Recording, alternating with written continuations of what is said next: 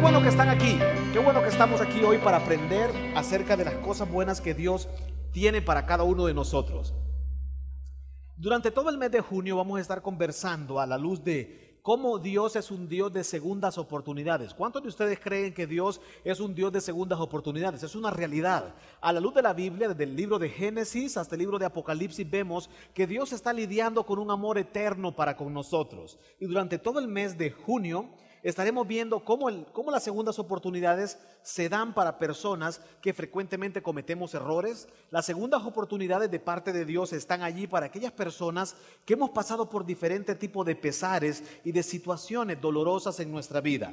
También estaremos hablando cómo Dios es un Dios de segundas oportunidades para aquellas personas que hoy no tienen una fe, para aquellas personas que hoy están alejadas de Dios. Dios es un Dios de segundas oportunidades. Y también Dios es un Dios de segundas oportunidades para aquellos que frecuentemente cometemos errores y nos comportamos de una manera rebelde. Así que el día de hoy comenzaremos hablando de cómo la gracia de Dios, escucha esto, cómo la gracia de Dios se vuelve una gracia de acción, una gracia vital todos los días a favor de nosotros cuando nosotros estamos en un estado de rebeldía. Frecuentemente nosotros somos expertos como seres humanos en fallar. Día tras día, semana tras semana cometemos errores, somos frecuentes, reincidimos muchas veces en situaciones que no están bien. Y quiero decirte, Dios ahí está siempre para mostrar las segundas oportunidades. Y Dios desea que tú puedas apreciar las segundas oportunidades, pero no solo eso, que a partir de hoy tú puedas pasar a ser un creyente que ofrece segundas oportunidades, que tú reconozcas la gracia de Dios en acción para contigo todos los días y también que tú puedas vivir de tal manera que puedas ofrecer a través de tu vida la gracia de Dios a otras personas. Quiero pedirte que cierres tus ojos, si eres tan amable, y le oremos a Dios y le digamos: Dios, nosotros esta tarde necesitamos aprender de esa gracia que es acción. Señor, queremos agradecerte una vez más, aquí juntos como iglesia, como congregación. Tu palabra dice que en el libro de los Hechos, la iglesia perseveraba unánimes en el partimiento del pan, en las oraciones, en el estar juntos reunidos, semana tras semana, día tras día. Y hoy aquí estamos, Señor, un cuerpo como iglesia perseverando en la doctrina, en la enseñanza de tu palabra. Así que te pedimos, Dios, que esta tarde tú puedas mostrarnos esa gracia, que puedas hacer un despliegue en nuestro corazón, en nuestra vista, en nuestros oídos, acerca de esa gracia que es acción, acerca de esa gracia de la cual apóstoles hablan diciendo de que amemos de verdad, no de palabra, sino de verdad. Guíanos, Señor, en los próximos minutos, en el nombre de Cristo, tu Hijo amado. Amén.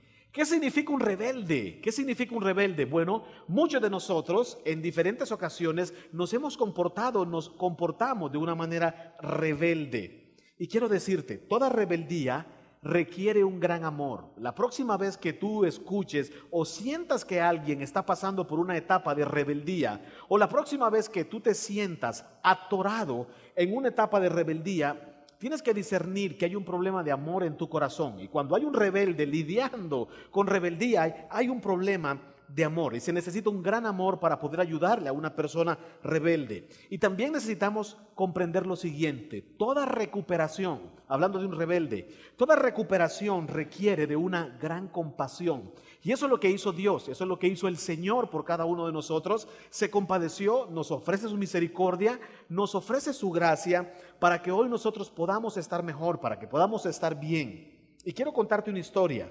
Quiero llevarte al libro de Lucas, capítulo 15, versículo 1 y 3.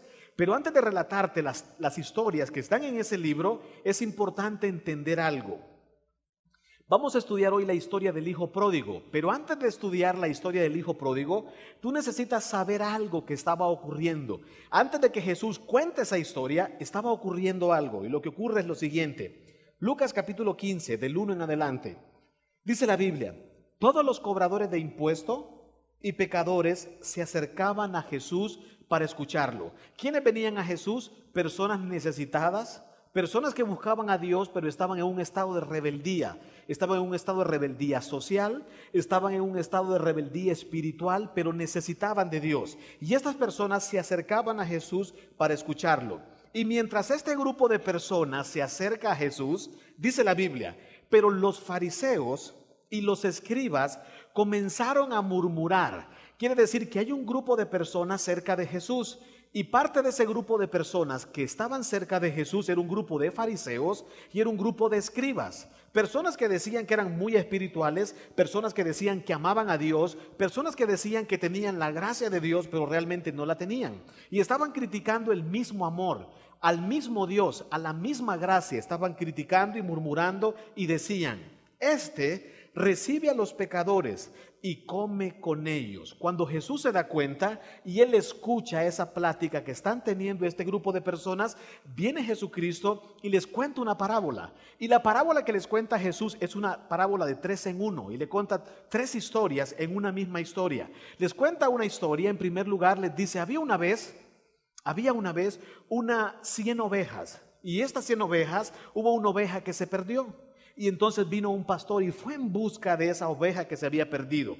Después les cuento otra historia y les cuenta la historia de las 10 monedas. Y dice que una de las monedas se perdió y entonces una mujer barrió todo el lugar para encontrar esa valiosa moneda. Y al final les dice, y les quiero contar una historia más. Había una vez un hombre que tenía 2 hijos y uno de esos hijos se fue. Y este padre amoroso estuvo esperando tras él para recibirlo. En las 3 historias hay algo que se había perdido. Y en las 3 historias hay algo valioso. Y en las 3 historias hay una búsqueda de amor. Hay una búsqueda intensa. Y cuando Cristo está contando esa historia, está pensando en aquel grupo de personas que están cerca de Él, pero está también dándole una gran enseñanza a personas que todavía no han comprendido la gracia y el amor de Dios. Habían personas como los escribas y como los fariseos que decían que conocían a Dios, que decían que entendían a Dios, pero realmente no habían experimentado la gracia y el amor de Dios. Así que Cristo comienza a contarles una parábola. Y entonces hoy, esta tarde, quisiéramos aprender de la gracia de Dios manifestada en segundas oportunidades. Esa historia, esa parábola nos enseña cómo el amor de Dios y cómo la gracia de Dios nos ofrece todos los días segundas oportunidades. Y durante toda esta conversación, cuando tú escuches segundas oportunidades, tienes que grabarte. Segundas oportunidades es igual a amor. Segundas oportunidades es igual a la gracia en acción. Segundas oportunidades es igual a cambios en la vida de una persona. Y Jesucristo mismo va a enseñarnos acerca de las segundas oportunidades. Así que, ¿qué podemos aprender esta tarde? Primera enseñanza: las segundas oportunidades devuelven la confianza. Escucha, una de las cosas que se pierde cuando una persona está en rebeldía es la confianza. Una persona rebelde se le deja de confiar en esta persona. Cuando una persona falla o se equivoca, lo primero que se pierde es la confianza. Y no hay cosa más difícil cuando se nos pierde la confianza. Cuando alguien que te quería mucho te pierde la confianza, cuando socialmente se te etiqueta como una persona no confiable, qué difícil, porque a partir de ese momento tu vida comienza a hundirse, a hundirse y a hundirse. Y dice la historia, Jesús también contó una historia, dice, Jesús también dijo, un hombre tenía 2 hijos. Escucha, realmente esto es una historia, Jesús está usando un ejemplo. Lo que Jesús está diciendo es graficando, le está pintando un ejemplo, no es una historia que ocurrió en la vida real. Jesucristo les está graficando como cuando te enseñaban y te decían, si tú tienes 5 manzanas por aquí y tienes 5 manzanas por aquí y regalas 2 manzanas, ¿cuántas te quedan? Jesús está graficando lo más sencillo posible un mensaje de amor para aquel grupo de personas que habían venido a escucharlo y para aquel grupo de personas que estaban murmurando allí entre el público y estaban criticando a Jesús. Un hombre tenía 2 hijos y el menor de ellos le dijo a su padre, Padre, dame de los bienes que me corresponde. Entonces el padre le repartió los bienes. Tú ya conoces un poco la historia. Lo que significaba cuando un hijo venía y pedía los bienes era, me quiero ir de casa, yo quiero mi herencia, yo no puedo esperar tanto, pero tanto tiempo hasta que tú te mueras y venga un abogado y entonces haya una herencia, una declaración de herederos. Yo no puedo esperar a eso. Era una ofensa, una agresión hacia su padre, una agresión básicamente emocional, una agresión emocional. Pero viene este padre, viene este padre, la gracia tiene esa libertad y la gracia tiene esa seguridad y no lo toma personal, sino que viene el padre con mucha madurez y le permite y le da los bienes. Todavía el padre no sabe que este hombre se va a ir, posiblemente la historia nos dice que el hijo iba a invertir, iba a empezar un entrenamiento, pero lo que hace el hijo es lo siguiente: juntó todas las cosas, el hijo menor juntó todas las cosas, posiblemente las convirtió. Si eran 10 cabras, las convirtió en dinero, las vendió. Si eran 100 ovejas, las convirtió en dinero. Y el punto es que juntó todo. La Biblia no dice que se llevó ovejas, vacas, la Biblia dice que se llevó el dinero. Si había un terreno, si eran tantas hectáreas, posiblemente se tomó el tiempo para ponerle un bienes y raíces y la vendió. Y hizo una conversión y lo lleva en dinero y se lleva todo el dinero. La Biblia no dice que el padre lo que le dio fue dinero, le dio todas sus pertenencias, repartió todas las cosas y este hombre tuvo el tiempo para pensar y cranear lo que iba a hacer. Y dice la Biblia, y tomando todo eso, juntó todas sus cosas y se fue lejos a una provincia apartada. Entonces, cuando tú escuchas a una provincia apartada, también la provincia apartada es una historia. También la provincia apartada es un ejemplo, es ese lugar donde nosotros decidimos vivir en rebeldía. La provincia apartada, otra versión dice un país lejano. Ese país lejano es el hábito, el pecado, la actividad o la decisión que nosotros decidimos para alejarnos del amor de Dios. Porque tú estás escuchando acerca de la historia, está el padre amoroso que representa a Dios y está el hijo rebelde que representa a cada uno de nosotros. Y este hijo decide irse a un país muy lejano. Y dice la Biblia, y allí dilapidó o gastó o despilfarró sus bienes llevando una vida disipada, llevando una vida vacía, llevando una vida complicada. ¿Qué significa también el país lejano? Significa ese placer que tú y yo estamos disfrutando, ese placer que posiblemente nos ha alejado de Dios, es el placer que nos ha llevado a estar en una actitud rebelde. Pero también escucha esto, en esta historia, Jesucristo nos enseña que en ese país lejano nosotros tocamos fondo. Y tú tienes que grabarte eso. Cada vez que nosotros tomamos una decisión rebelde y decidimos alejarnos del amor de Dios, la historia nos dice que vamos a tocar fondo.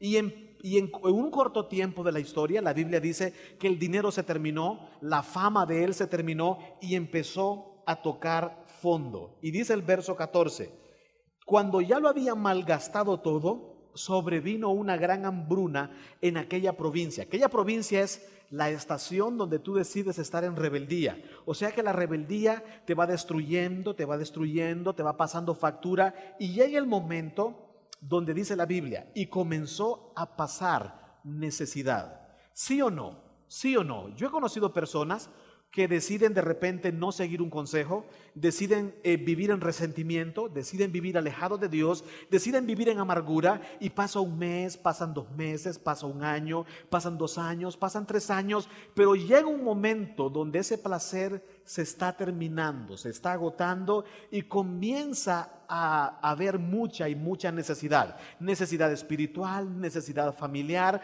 y tú te vas dando cuenta que realmente el placer era imaginario, ese placer realmente no era lo que se te había prometido. Y dice la Biblia que este hombre comenzó a sentir necesidad de todo tipo. Extrañaba el amor que había en la casa de su padre, extrañaba la comunión que había. Extrañaba el grupo de personas que lo seguían cuando tenía mucho dinero. Extrañaba aquel grupo de amigos que se montaban en los vehículos cuando él tenía mucho dinero. Empezó a tener necesidad, empezó a faltarle dinero, empezó a faltarle sueño, empezó a faltarle comodidades, empezó a tener muchas necesidades. Y este es el punto. Cuando tú comienzas a sentir necesidades y has perdido la confianza, tu vida se vuelve un caos. Profundamente hay un gran vacío. Y cuando una persona, escucha esto, está en gran rebeldía, fácilmente los humanos decimos, bueno, pues ese era el momento, así queríamos verte. Pero Dios no piensa así. En la historia Dios no está pensando así. Cuando tú estás tocando fondo, es cuando Dios más está encendiendo el camino de la gracia. Desde el momento que el Padre viene y ofrece los bienes por adelantado, le está dando la oportunidad que se equivoque. Y le está dando la oportunidad que se equivoque porque también le está dando la oportunidad de ver la gracia de Dios cuán grande es. Entonces, las necesidades te van desesperando y la confianza cierra las puertas y hunde a las personas, ¿sí o no? Nos va hundiendo, nos va hundiendo y nos va hundiendo. Entonces, ¿qué podemos aprender? De que las segundas oportunidades vienen y devuelven la confianza. Que lo que hace la gracia es que encuentra en la rebeldía una necesidad. Y qué bendición, escucha esto, qué bendición va a ser que nosotros aprendamos a tener ese corazón de Dios, que cuando vemos un hijo rebelde, que cuando vemos a un amigo rebelde, cuando vemos un hermano en Cristo rebelde, aprendamos a encontrar la necesidad. Y Dios encuentra una necesidad, no se olvida de nosotros, sino que encuentra una necesidad y nos brinda su mano de auxilio. Así dice la Biblia en Primera de Pedro. La segunda enseñanza de esta historia, las segundas oportunidades eliminan la culpa. Te quiero decir, todo rebelde, por muy rebelde que tú lo veas, por muy agresivo, por muy egocentrista, por muy orgulloso que tú lo veas, todo rebelde carga una culpa, más si como creyentes tenemos el Espíritu Santo. Te quiero decir, no hay nada más agotador en la vida cristiana que la culpa. Porque la culpa es un ataque directo de Satanás. La culpa es un ataque directo a la gracia de Dios. Y cuando una persona está lidiando con culpa, ya suficiente con lidiar con la culpa. Ya suficiente lidiar con la culpa. Es un gran pecado con el que hay que lidiar. Y dice la historia, verso 15. Está habiendo una gran hambruna en aquel país y este hombre está muy necesitado. Y dice la Biblia, se acercó entonces a uno de los ciudadanos de aquella tierra, quien lo mandó a sus campos para cuidar de los cerdos. O sea, no hubo una consideración, tú eres el hijo de aquel señor importante, nada de eso. Le dice, bueno, lo único que te puedo ofrecer es un trabajo para que me cuides los cerdos. Imagínate, en ese contexto, en ese momento, en ese lugar, en esa región, los cerdos tenían un significado bastante fuerte. Era bien denigrante cuando tú hablabas de cerdos, mucho menos convivir con los cerdos. Y lo que le dice es, el trabajo que te puedo dar es estar con los cerdos. Y quiero decirte, el mundo te va mandando a ese lugar, a convivir con los cerdos. El mundo poco a poco te va orillando, y lo que te va ofreciendo tarde o temprano, después de tratarte bien, lo que te va ofreciendo es una vida de cerdos, una vida de lodo, una vida complicada. Y le dice, lo único que te puedo ofrecer es que puedas alimentar a los cerdos. Y viene el verso 16, recuerda cómo viene a pique la historia. Este hombre tiene muchas necesidades. Y una de las necesidades que empieza a sentir es necesidades físicas. No tenía mucho dinero, ya no comía tan bien, posiblemente clínicamente comienza a enfermar. Y el verso 16 dice, y aunque deseaba llenarse el estómago con las algarrobas que comían los cerdos, nadie se las daba. Recuerda que es una historia, no está ocurriendo en la vida real, pero es una historia. Jesucristo está graficando a dónde podemos terminar. Jesucristo está graficando la ruta de la rebeldía. Y este hombre comienza a sentir muchas necesidades, lleva días sin comer, días sin alimentarse espiritualmente, días sin alimentarse físicamente y comienza a sentir hambre y aspira.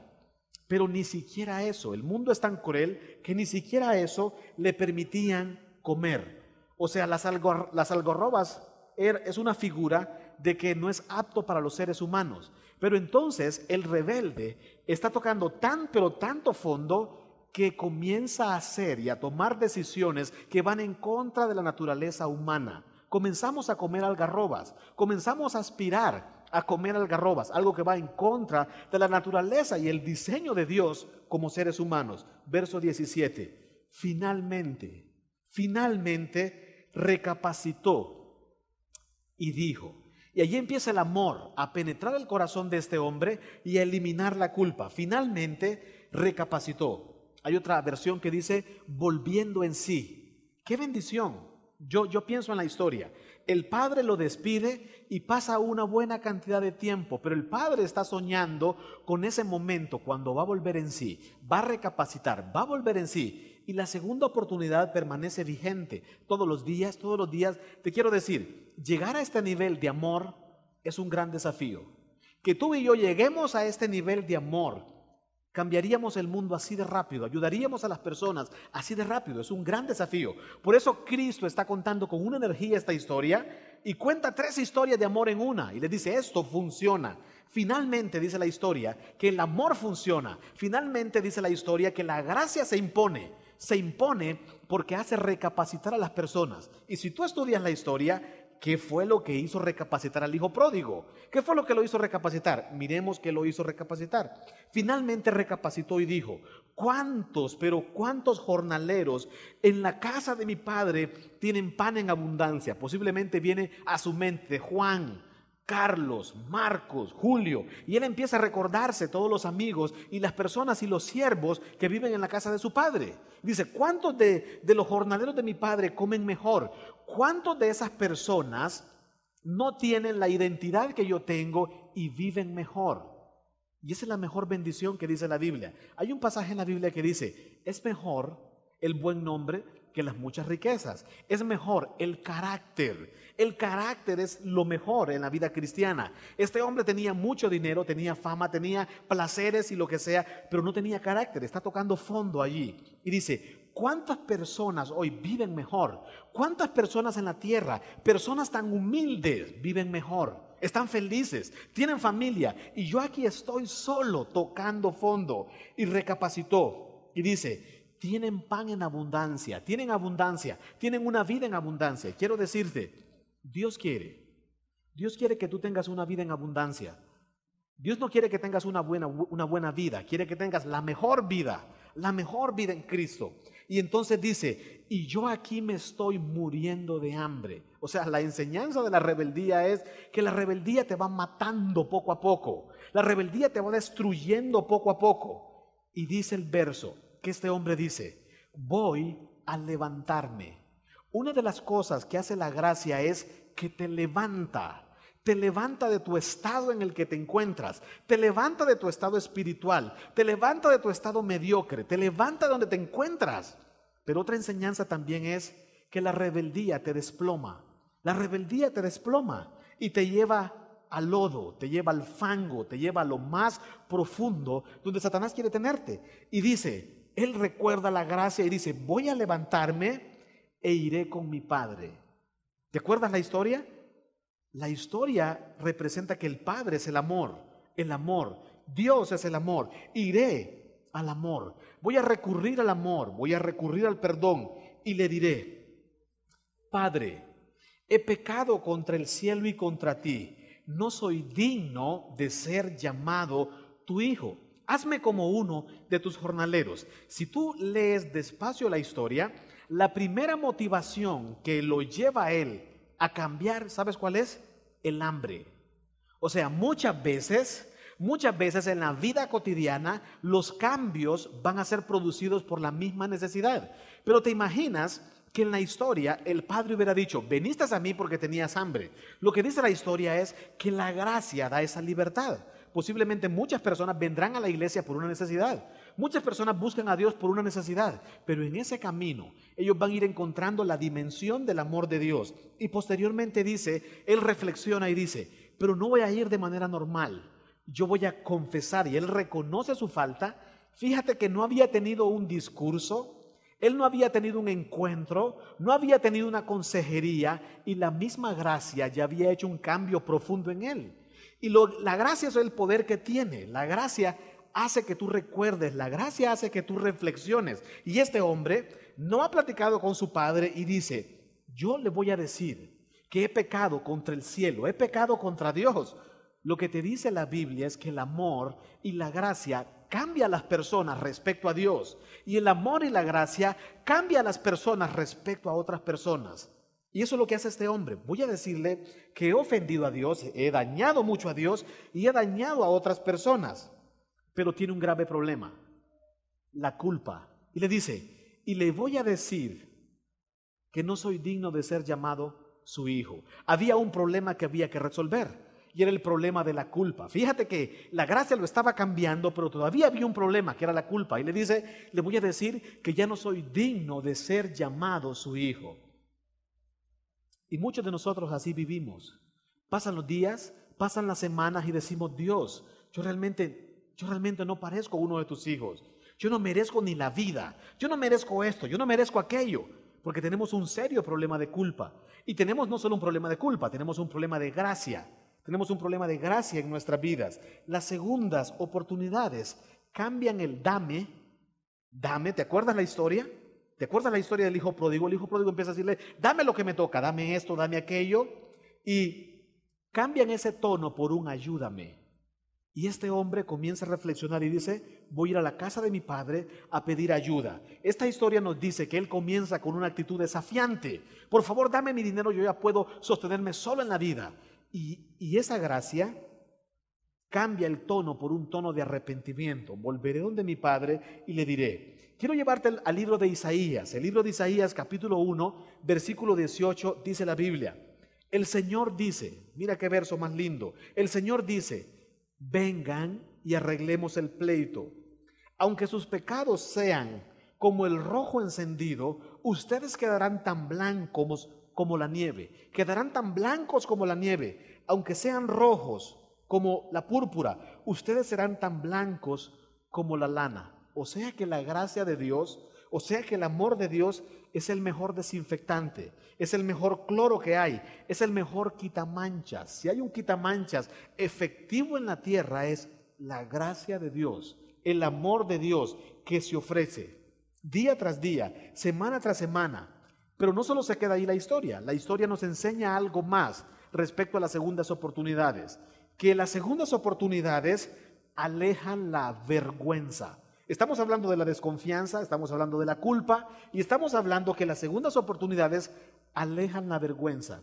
Cuando estamos en estado de rebeldía y la rebeldía comienza a traicionarnos, empieza a arruinarnos la vida, una de las características del pecado es que el pecado hace que tengas pena, vergüenza. Le pasó a Adán y a Eva, que andaban cubriéndose porque tenían vergüenza. Y esa es una de las actitudes que destruyen al cristiano o al no cristiano.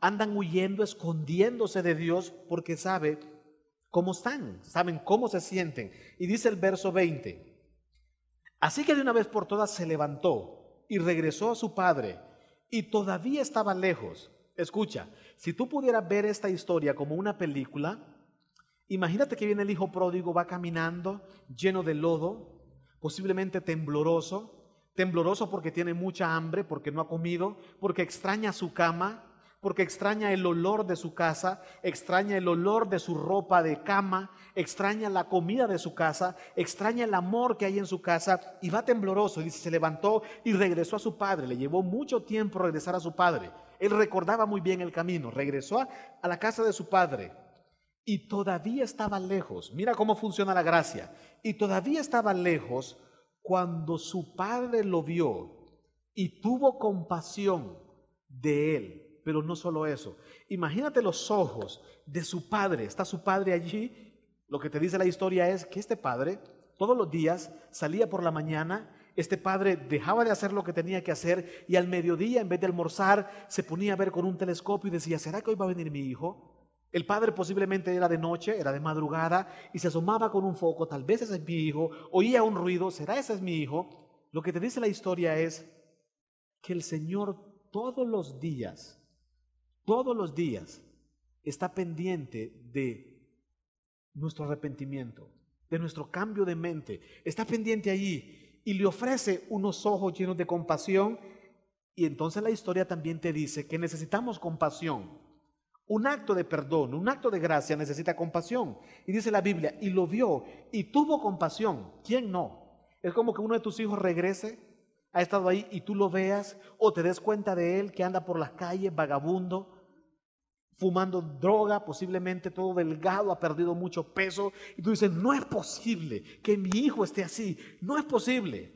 Tú ya no comerías igual, no dormirías igual. Pues esa es la misma figura que Dios quiere. Dios quiere ilustrar, por eso usa la figura familiar. Esa es la figura que Dios quiere ilustrar para cuando alguien nos necesita. Y dice la Biblia, y corrió. La gracia corrió y se echó sobre su cuello y lo besó. O sea, no le dijo primero, ve a cambiarte, qué mal hueles, qué mal estás, si tan solo usaras las lociones que yo te di. Dice que corrió inmediatamente, así como estaba, así como se encontraba, corrió, lo abrazó. Y no solo eso, lo besó. Y el hijo le dice, saca su discurso: Padre, posiblemente llorando, desesperado: Padre, he pecado contra el cielo y contra ti. No soy digno, Padre, de ser llamado tu hijo. Y la historia en la Biblia no termina el relato. Sencillamente la gracia interrumpe los discursos. Eso es lo que nos enseña la Biblia. La Biblia no termina de describir el relato. O sea que la historia nos dice que la gracia no necesitaba un discurso. La gracia necesitaba nada más abrazar. La gracia necesitaba arrullar. La gracia necesitaba animar. La gracia necesitaba levantar. No soy digno de ser llamado tu hijo.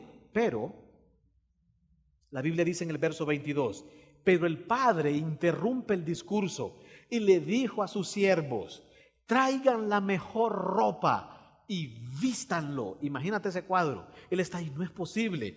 Traigan la mejor ropa y vístanlo. Si tú lees despacio esa historia, investigas un poco, la mejor ropa en una casa, en ese contexto, se usaba para el huésped de honor. Y dice el padre: hoy tenemos un héroe. Hoy tenemos una persona súper importante, alguien que se ha humillado.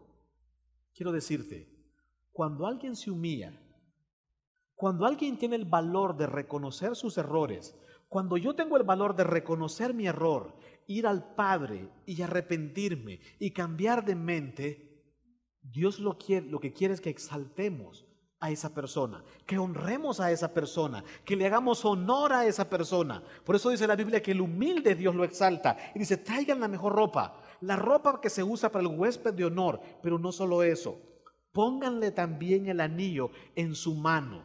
Cuando en ese momento le ponían un anillo al hijo, era devolverle la confianza, era devolverle con el anillo. Con esos anillos tú podías hacer muchas cosas. Con esos anillos, muchos de esos anillos servían como sellos. Era casi el equivalente a una tarjeta de crédito con dinero ilimitado.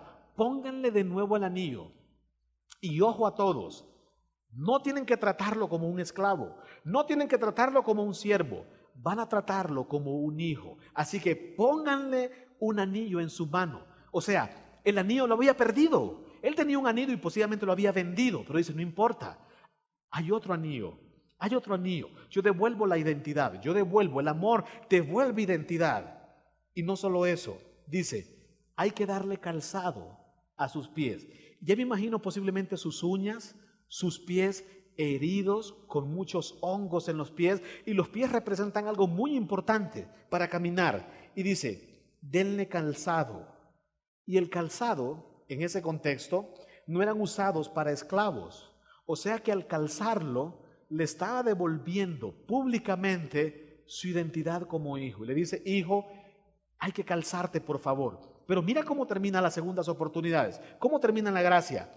Las segundas oportunidades cambian la tristeza.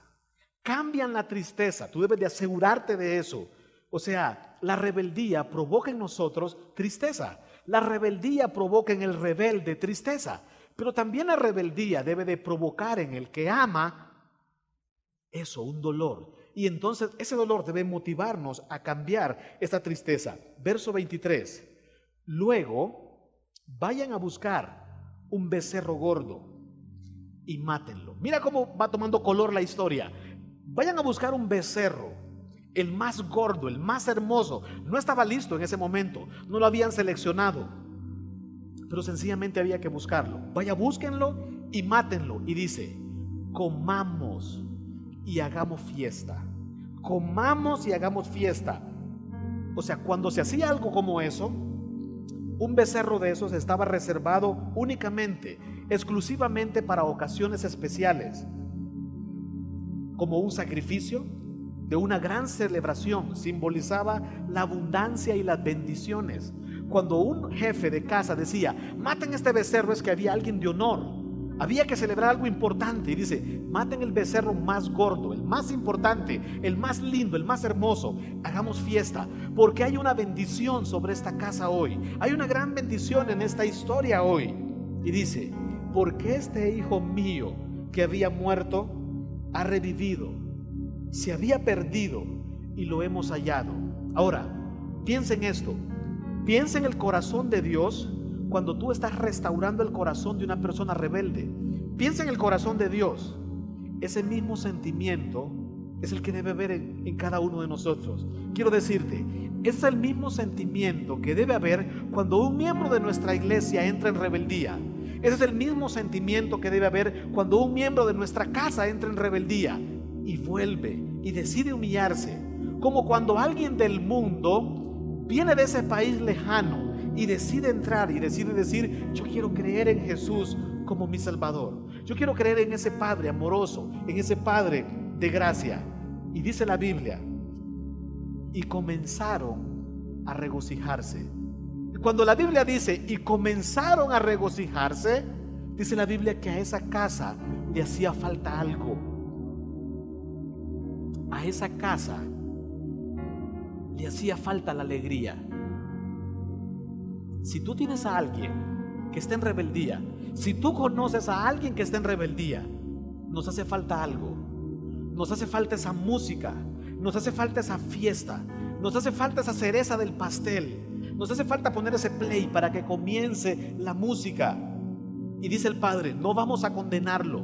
Cuando Él regresa, no vamos a condenarlo, vamos a celebrar. La mejor vida está en casa. La mejor vida está en casa. El mejor ternero, el mejor cordero representa la mejor bendición. La buena vida no está afuera. La buena vida está en casa, en la casa del Padre, dentro del amor, dentro de la cultura del amor. Y quisiera concluir esta conversación con lo siguiente: ¿sabes lo que necesitan los rebeldes? ¿Te has puesto a pensar qué es lo que necesitan los rebeldes? ¿Te has puesto a pensar qué necesitamos los rebeldes? ¿Sabes lo que necesitamos? Lo que necesitamos son unos brazos abiertos. Y cuando este hijo pródigo empieza a practicar y a practicar y a practicar su discurso, a lo lejos lo que ve son unos brazos, posiblemente de un hombre mayor, tembloroso, lleno de ánimo y de compasión, abiertos, diciéndole: ven a casa, hijo, ven a casa. Así que yo quisiera pedirte algo. Si eres tan amable, te pones de pie. Nosotros te dimos una ilustración como estas. Las ujieres les dijeron que no era chocolate, sino era arcilla. Y el ejercicio que quisiéramos hacer es el siguiente: toma la arcilla en tu mano. ¿Puedes sentirla? ¿Puedes sentirla? Ahora, imagina que esta arcilla, trasladada a un lugar donde están los cerdos, es una arcilla con un mal olor. Pero no solo eso, es una arcilla llena de contaminación. Es una arcilla que nos recuerda que la vida de rebeldía es una vida en el lodo. Y el ejercicio es este. Tienes dos opciones en la vida: tomar la arcilla, hacer esto conmigo. Cierra tus brazos y pégalos. Posiblemente esta ha sido la postura semana tras semana, mes tras mes y día tras día de nosotros: cerrar los brazos a las segundas oportunidades. Y decimos como los fariseos al principio de la historia, decimos como los escribas al principio de la historia: ellos no merecen perdón. ¿Por qué Jesús se acerca a ellos? Ellos no merecen perdón. Pero viene Cristo, y al contarles esa historia, lo que quiere Cristo es abrirle los brazos y que nosotros nos ejercitemos en esta ilustración. ¿Puedes abrir tus brazos? Y esta es la ilustración. Te quiero decir, el mundo necesita brazos abiertos. Los rebeldes necesitamos brazos abiertos. Y si el mundo nos ve como cristianos con brazos abiertos, habrán muchas fiestas, día tras día, semana tras semana. Así que mientras tienes tus brazos abiertos, yo quiero decirte algo. Piensa en tu mente a quién necesitas recibir. Puede ser un hermano en Cristo, puede ser un familiar que tú dices: no se merece esto, no se merece aquello, y tú tienes en tu mano ese lodo y tienes que pensar: con estos brazos abiertos, yo tengo la capacidad, el amor tiene la capacidad de alejarlo de esa zona. Piensa en tu mente, en ese nombre, en esa persona, en ese vecino, en ese amigo, en ese jefe, en esa persona. Piensa, porque eso es lo que Dios quiere, que tú vuelvas a esta historia práctica, que tú pienses en esos fariseos, que tú pienses en esos escribas que están en esa historia. Pero no solo eso, Dios quiere que hagas algo arriesgado esta semana. Y las segundas oportunidades exaltan el amor y la gracia. Así que vas a ir esta semana, mañana domingo, hoy sábado, la próxima semana, y vas a ser agresivo en correr a ese hijo pródigo. Vas a echarte delante de él y lo vas a abrazar y lo vas a besar y le vas a ofrecer un perdón. ¿Estarías dispuesto? ¿Estarías dispuesto esta semana a correr, a tomar la iniciativa y cambiar esa historia? Quiero decirte, Dios quiere que participes de esa historia, de esa música, de esa fiesta. Y quiero cerrar con esto y espero que se te grabe este pensamiento. La esperanza de los rebeldes son los brazos abiertos. La esperanza de los rebeldes son los brazos abiertos. Los brazos abiertos inician la fiesta. Los brazos abiertos inician la restauración. Los brazos abiertos inician la recuperación. Los brazos abiertos inician una nueva identidad. Los brazos abiertos inician un nuevo gozo. Los brazos abiertos inician un nuevo comienzo. Oremos. Señor, te queremos agradecer por tu amor, por historias como estas que nos recuerdas y nos recuerdan cómo amas y nos recuerdan cómo quieres que amemos. Tú dijiste que de la misma manera que tú nos diste ese ejemplo, de esa misma manera nosotros lo hiciéramos. Te pido, Señor, que entre nosotros hoy hagamos esa actitud arriesgada de correr. Señor, que no tengamos miedo de que vengan los hermanos mayores y nos cuestionen y nos juzguen por la decisión de amor que estamos tomando, sino que lo que nos importe es restaurar a esa persona, celebrar, Dios, porque han vuelto, celebrar porque están vivos, celebrar porque son insertados nuevamente de una manera útil a una sociedad. Señor, úsanos en gran manera. Y te quiero pedir, Señor, que si somos nosotros los que estamos en una actitud rebelde, que no tengamos miedo levantarnos y correr hacia ti.